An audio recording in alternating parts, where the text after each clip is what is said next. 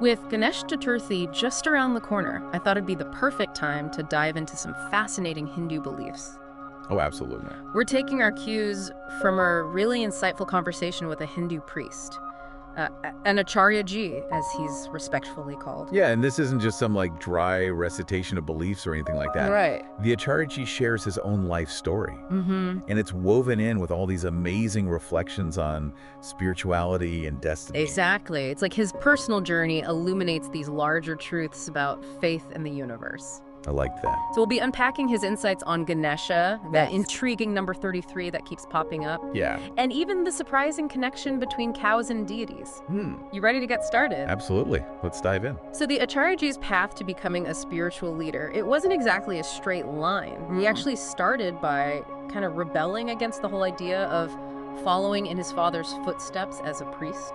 He even describes those early expectations as leading to a beggar's life, which is a pretty strong statement. Oh, yeah. What do you make of that? It definitely suggests a frustration with the limitations of tradition. Right. This yearning for something more fulfilling and this desire for something more. Yeah. The theme that runs throughout his life. Right. He becomes a teacher.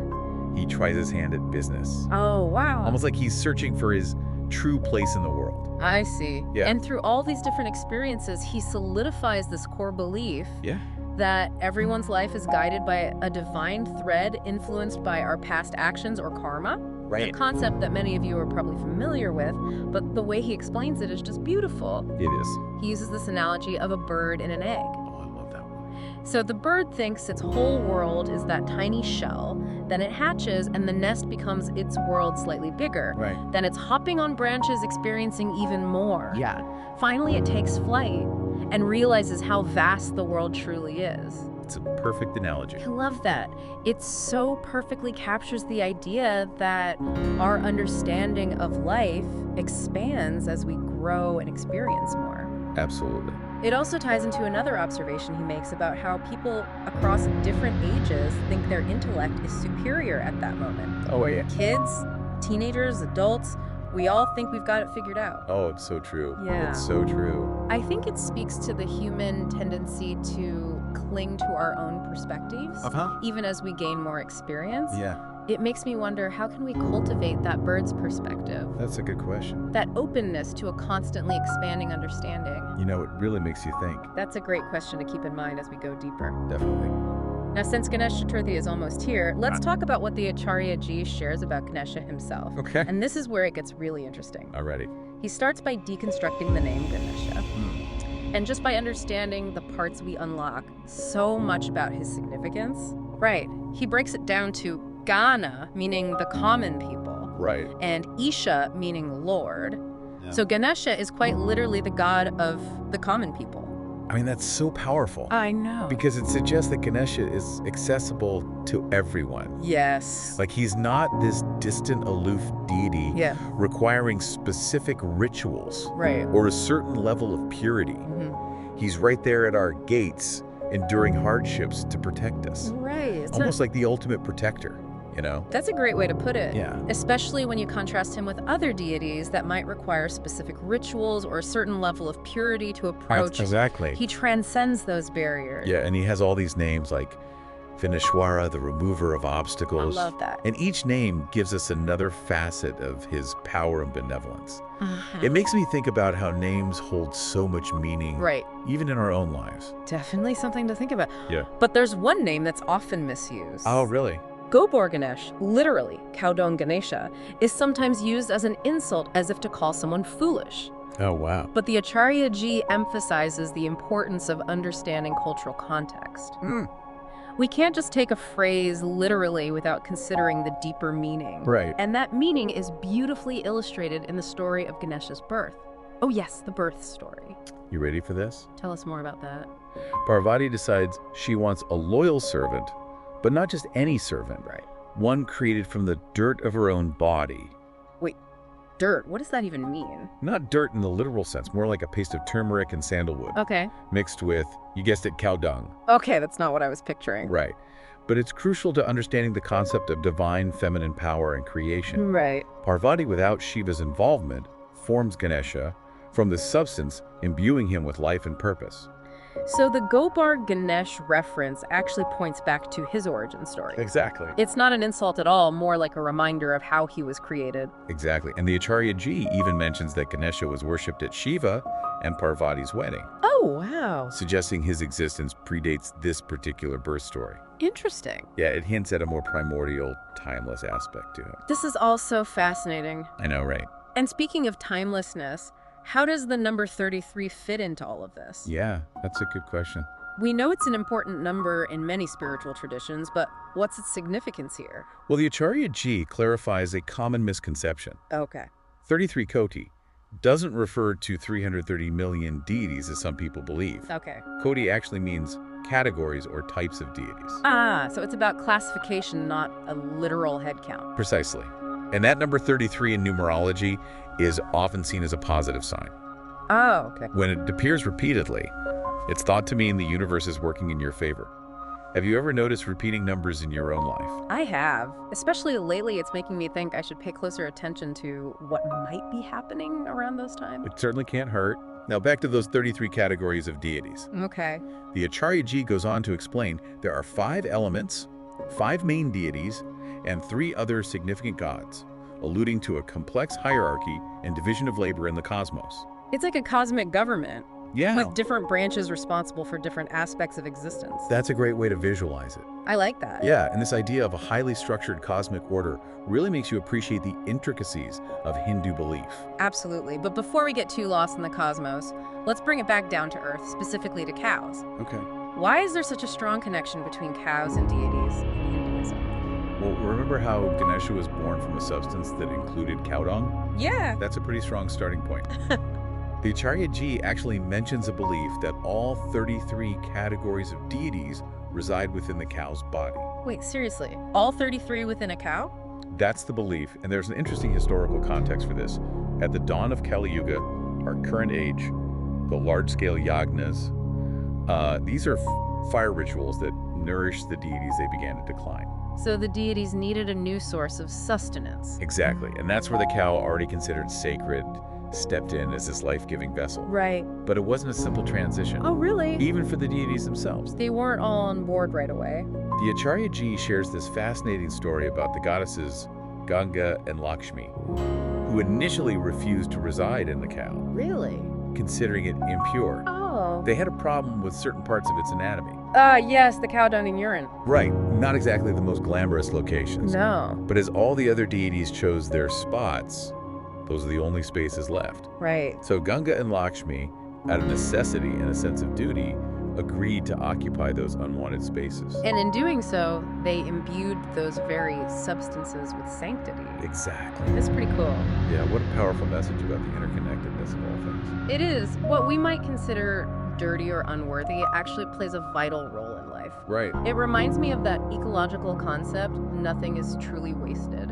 This has been an incredibly insightful dive so far. Oh yeah. I'm already feeling like I'm seeing Hinduism in a whole new light. Me too. What stands out to you most from this conversation? I think what's most striking is the depth and interconnectedness of these beliefs. From the meaning behind Ganesha's name to the story of the cow. Right. Everything seems to point back to this idea of finding deeper meaning in seemingly ordinary things. That's a great takeaway. Yeah. We've explored a lot about Ganesha, the significance of the number 33 and the divine nature of the cow, but we haven't quite finished unpacking the Acharya Ji's personal journey. Yeah, that's true. And how it led him to where he is today. You're right. His story is just as fascinating as the beliefs themselves. I can't wait to hear more. We'll delve into that next as we continue this deep dive. Sounds good.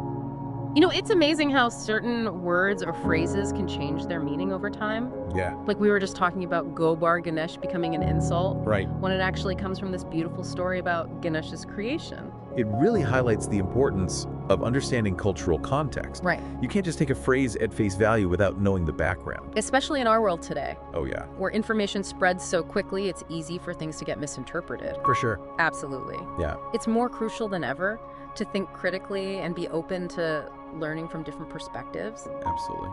Speaking of learning, I'm really curious to hear more about why Parvati created Ganesha in the first place. Okay. The Acharya Ji mentions something about her friends giving her the idea. Yes. It's fascinating. Parvati's friends, Jaya and Vijaya, they point out that Shiva has all these ganas or attendants who are completely devoted to him, carrying out his every command. So they're basically saying Parvati doesn't have anyone like that. Exactly. Someone solely dedicated to her. Yeah. Someone who's just hers. You know? Right. It's an interesting power dynamic, isn't it? Yeah. Shiva has all these powerful beings in his command, and Parvati decides to create her own loyal follower. And she does it all on her own without involving Shiva at all. Right. Yeah. It really emphasizes her independent power and agency. Her ability to create and act independently. Absolutely. So Ganesha is born, he's this dutiful son guarding Parvati's door.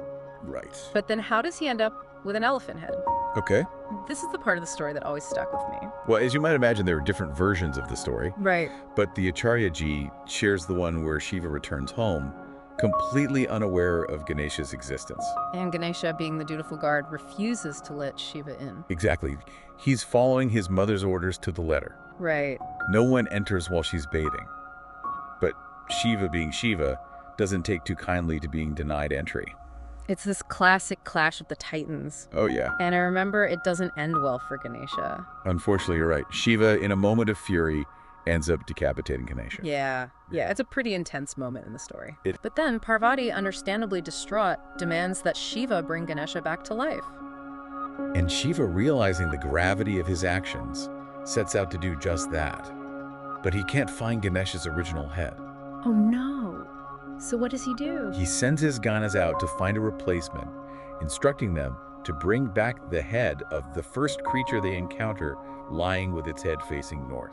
That's such a specific instruction. I know, right? I wonder if there's a deeper meaning behind that. It wouldn't surprise me. Yeah. But the ganas, following Shiva's orders, find an elephant. And, well, that's how Ganesha gets his iconic elephant head. It's a pretty dramatic origin story, but I guess it makes sense. Yeah. The elephant is a symbol of wisdom, strength, and new beginnings. All qualities that we associate with Ganesha. That's a powerful image, isn't it? Yeah. And it's made me think about how challenges and even tragedies can lead to unexpected transformations in our own lives. Have you ever experienced something like that? Definitely. Sometimes the most difficult experiences end up shaping us in profound ways. But let's shift gears for a moment and go back to that concept of 33 Koti that we were discussing earlier. Okay. The Acharya Ji clarified that it's not about millions of gods, Right. but categories of deities. Can you break that down a bit more for us? Sure. What are these categories and why are they important? Of course, it's a bit complex. Okay. But essentially, these categories represent different types of divine beings, each with specific roles and responsibilities in maintaining the cosmic order. Okay. Think of it like a highly structured organization, Right. or even a government with different departments working together to ensure everything runs smoothly. I love that analogy. So Yeah. it's not just a random assortment of deities, Right. but a carefully organized system with each deity playing a crucial part. Exactly. And the Acharya Ji emphasizes that even we as humans are part of this grand scheme. Oh, wow. He says each of us belongs to the group of a particular deity, Okay. and that we also have a role to play in the running of the universe. That's an amazing thought. It suggests we're not just passive observers, but active participants in this cosmic dance. I agree. It makes you feel like even your smallest actions could have a ripple effect throughout the universe. Wow. What do you think about that? It's kind of mind-blowing. Yeah. It makes you want to live more intentionally, knowing that you're part of something much bigger than yourself. Absolutely. It's a reminder of our interconnectedness with all of creation. Right. But speaking of interconnectedness, I think it's time we circle back to that fascinating conversation about cows and deities. Okay. The idea of 33 categories of deities residing in a cow's body is one of those things that really makes you stop and think. It definitely sounds a bit out there at first, right? Yeah. But the more we delve into the cultural and historical context, the more it starts to make sense. Exactly. It's about understanding the symbolism and the deeper meaning behind these beliefs. Right. So let's start with the basics. Okay. Why is the cow considered so sacred in Hinduism? Well, we touched on this earlier, but the Acharya Ji talks about how cows were essential to life in ancient India. Right. They provided milk, which was a crucial source of nourishment, especially for children. And they were also used for farming, transportation, and even fuel. Oh, wow. Their dung was used for fertilizer and even building materials. So from a practical standpoint, they were incredibly valuable. And the Acharya Ji mentions how people would continue to care for cows even during times of hardship. Yeah. Because they knew how vital they were to their survival. That makes sense. Yeah. So this practical reliance on cows gradually evolved into a deeper reverence for them as life-giving beings. Right. And then with the decline of those large-scale yagnas, the deities needed a new source of sustenance. Right. And what better vessel than the cow already revered for its life-sustaining qualities? Exactly. But remember, not all the deities were on board with this idea right away. Oh yeah, Ganga and Lakshmi were not happy about it. They weren't the only ones. Apparently, most of the deities were a bit hesitant at first, but they eventually came around recognizing the cow's importance and the practicality of the situation. So how did Ganga and Lakshmi finally change their minds? Well, picture this. All the other deities had already chosen their spots within the cow's body. Okay. And the only spaces left were, let's just say, not the most desirable. You got it, the cow done, and you're... Wondering, nobody else wanted to occupy those spaces. Right. So Ganga and Lakshmi, out of necessity and a sense of duty, agreed to take them. And by doing so, they actually made those substances sacred. It's like a complete reversal of what we might normally consider pure or impure. It's a powerful message, isn't it? Yeah. True purity might not be about outward appearances, but about inner qualities like selflessness and willingness to serve a greater purpose. Yeah. What are your thoughts on that? It definitely makes you rethink your own definitions of purity. Yeah. And it emphasizes that idea of interconnectedness we were talking about earlier. Absolutely. What we might perceive as dirty or unworthy actually plays a vital role in the cycle of life. That's such a crucial point, and I think it's particularly relevant today. As we grapple with issues like environmental sustainability. Yeah. Nothing is truly wasted in nature, and everything has its place. I love how these ancient beliefs can still be so relevant and insightful in the modern world. I agree. It's like they offer a different lens through which to view our own lives and challenges. I completely agree. Exploring different cultures and belief systems allows us to step outside of our own limited perspectives and see the world with fresh eyes. It's almost like a mental detox. Yeah. Clearing out all the clutter and making space for new ideas and possibilities. Absolutely. But as much as I'm enjoying this exploration of Hindu beliefs, there's one piece of the puzzle we haven't quite finished. You're right. We haven't fully unpacked the Acharya Ji's personal journey and how he ultimately found his calling in spiritual service. Exactly. His story is just as fascinating as the beliefs themselves. Definitely we'll be wrapping up this deep dive with the final part of the Acharya Ji's inspiring story. Okay. And the profound lessons he shares along the way. Stay tuned. We've explored all these fascinating beliefs about Ganesha, the 33 categories of deities, and the sacred cow. Yeah. But we haven't quite finished with the Acharya Ji's own story, have we? Not at all. His journey is like a thread weaving through all these insights. I think it adds a really personal dimension to our understanding of these beliefs. Totally. We left off with him feeling disillusioned with the traditional priestly path. Right. He tried different things, searching for his purpose. Yeah. But ultimately, it seems like he found his way back to spirituality. He did, and it's interesting how he describes it as true devotion. Right. Not just the outward rituals, but a deep inner connection with the divine. He even says something like, I was offering gold-plated devotion before just going through the motions. Exactly. He realized that true spirituality wasn't about empty gestures. It was about genuine surrender and dedication. So what was the turning point for him? What led him back to this deeper understanding of faith? He talks about feeling exhausted by the world. Yeah. By all the striving and the pursuit of material success. Right. He'd tried his hand at business, teaching all sorts of things. Wow. But nothing seemed to fill the void. It's like he was searching for something more meaningful. Something that transcended the everyday grind. Absolutely. And it was through this process of trial and error. Right. Of facing both successes and setbacks that he finally turned towards spiritual service as his true calling. And this is where his journey takes him to the Goshala, right? Exactly. That's a sanctuary for cows. Yeah, a place where they're protected and cared for. And he quotes a line from the Puranas, ancient Hindu scriptures, something about the divine residing where cows sing. It's beautiful. It is, and I think it speaks to the Acharya Ji's deep reverence for the cow. Not just as a source of sustenance, but as a symbol of purity, divinity, and connection to nature. It's almost like he's found his own version of where cows sing. This place of peace and spiritual fulfillment. I think that's a beautiful way to put it. His journey is a reminder that sometimes our true purpose lies in the simplest, most unexpected places. Wow, we've learned so much from this one conversation, haven't we? Oh, definitely. It's like peeling back layers of an onion, revealing more and more depth and complexity with each insight. What's really fascinating is how the Acharya Ji weaves his personal experiences into these broader philosophical concepts, making them relatable and even more meaningful. He's definitely not your typical religious scholar. He's got this down-to-earth, almost mischievous sense of humor that keeps you engaged, even when he's talking about complex spiritual ideas. And he doesn't shy away from challenging common misconceptions. Right. Or even poking fun at certain practices, which I think is really refreshing. Like when he talks about Ganesh and how people use it as an insult, he's like, but that's not what it means at all. You're missing the whole point. Exactly. He has this way of cutting through the dogma and getting to the heart of the matter. Yeah. So what does this all mean for us, as we go about our lives? Yeah. What are the key takeaways we can carry with us from this deep dive? Well, I think the Acharya Ji's journey reminds us that it's okay to question, to explore, to try different paths before finding our true calling. Right. It's about being open to new experiences and trusting that the universe will guide us towards our purpose. And he definitely encourages us to look beyond the surface, to find the deeper meaning behind our beliefs and practices, whether it's something as simple as the name Ganesha or the story of the cow and the deities. Absolutely. He challenges us to be critical thinkers. Right. To question assumptions and to be open to the possibility that profound wisdom can be found in the most unexpected places. And maybe, just maybe, there are hidden meanings waiting to be discovered in our own lives and cultures, just waiting for us to pay attention. That's a beautiful thought to end on, isn't it?